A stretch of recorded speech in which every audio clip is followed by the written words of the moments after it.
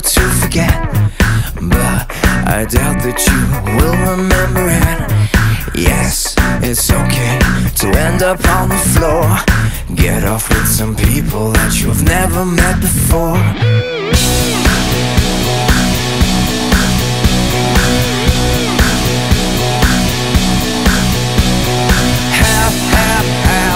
Happy birthday to